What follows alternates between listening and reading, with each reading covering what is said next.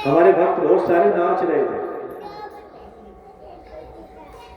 तो एक रिश्तेदार कभी नहीं नाचे, वो भी आए हुए थे, वो भी उठे और नाचना शुरू हो गए। जब घर पहुंचे तो पत्नी कहने लगी आज तक तो नाचे नहीं, आश्रम में ऐसा क्या हो जाता जो तुम नाच रहे?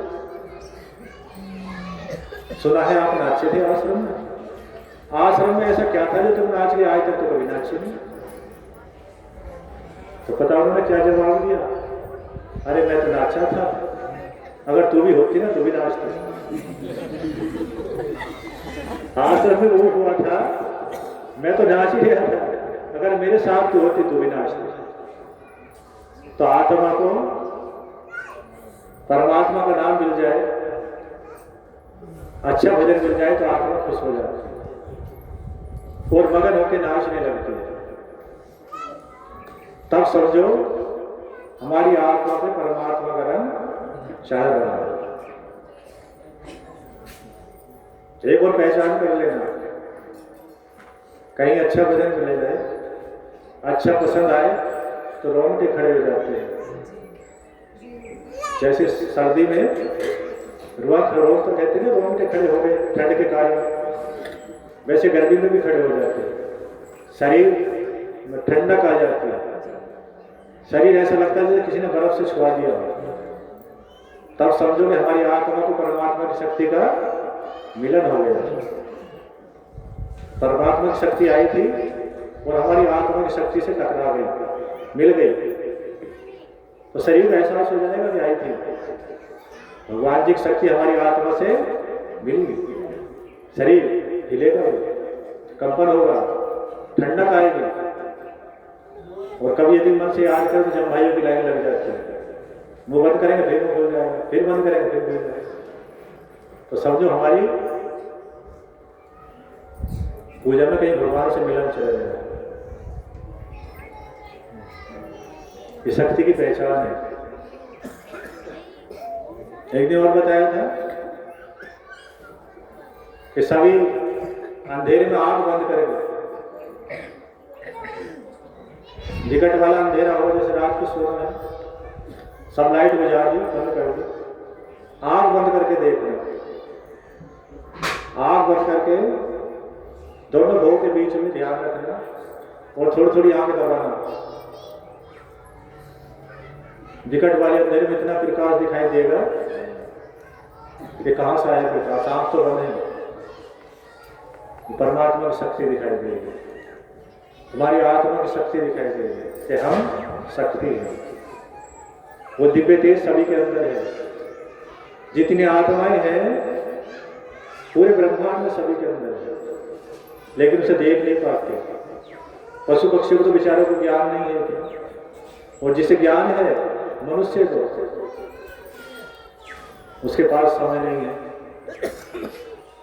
टेंशनों से मुक्त नहीं है, याद इतना को करता है कि भगवान को याद करने की फुर्सत कुछ ही व्यक्तियों को है, कुछ ही भक्तों को है याद करने की फुर्सत, बाकी बहुत सारी बातें याद करनी, उन्हें फुर्सत नहीं याद करने। तो इस शरीर के अंदर तुम्हारी आत्मा है, जिस दिन इसे बंद करके आंख देखोगे तो इसके अंदर प्रकाश दिखाई देगा, और ढोल, मृदंग, घंटा, शहनाई, शंख, बांसुरी, वीणा सभी तुम्हारे अंदर बजती हैं, सभी के अंदर बजती हैं, लेकिन सुनने का समय नहीं है। जीवन ऐसी निकल गया है, जो शब्दों के पास जाए, भक्ति करनी सीख ले, उन्हें पता चलेगा कि जीना ये है। जब से आत्मा परमात्मा के ध्यान में लगी कि जीना ये है, बाकी रात दिन तड़प के मरना है, तड़प तड़प के जीना है। अपने आप को तभी श्रेष्ठ माने तब अपने अंदर झांकना शुरू कर दो, नाम जाप शुरू कर दो, शिव शिव रटना शुरू कर दो, ओम नमः शिवाय रटना शुरू कर दो, या जिस रूप में नाम मन लगे, राधा जी, कृष्ण जी, राम जी, एक ही शक्ति है। रटना शुरू कर दोगे तब लगेगा कि हम परमानंद में हैं, सब कुछ है हमारे पास, कुछ भी पाना शेष नहीं है। परमात्मा की शक्ति मिल जाए, समझ लेगा सब मिल गया, अब कुछ पाना शेष नहीं रहा। शरीर के लिए तो जीवित वो रखेंगे जिनके हम ध्यान में लगेंगे, कर्म करेंगे, खाने पीने के लिए देंगे। चिंता क्यों करें? जो हमारे संभालने वाले हैं, याद रखें जीने का ढंग, समाज में कैसे जीना है, संसार में कैसे जीना है। पहले तो स्कूल में गुरुजी बताते हैं, पढ़ाई सिखाते हैं, भौतिक पढ़ाई कि संसार में भौतिक रूप से कैसे जीना है और आध्यात्मिक रूप से कैसे जीना है, ऋषि मुनि बताते हैं। गुरुजी सिखाते हैं स्कूल में कि शरीर का उद्धार, शरीर को कैसे संसार में रखना है, और ऋषि मुनि बताते हैं कि आत्मा को संसार में कैसे रखना है। दोनों गुरुओं का होना जरूरी है। पहले आश्रम में सिखाते थे सारी विद्या, स्कूल नहीं थे, कॉलेज नहीं थे, आश्रम में कॉलेज थे, आश्रम में स्कूल थे।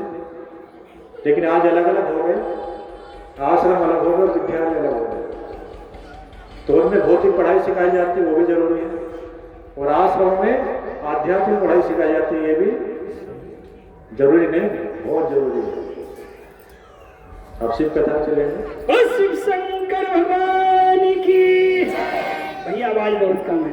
पार्वती माता की, श्री गणपति महाराज की, श्री गुरुदेव महाराज की। शिव कथा में ब्रह्मा जी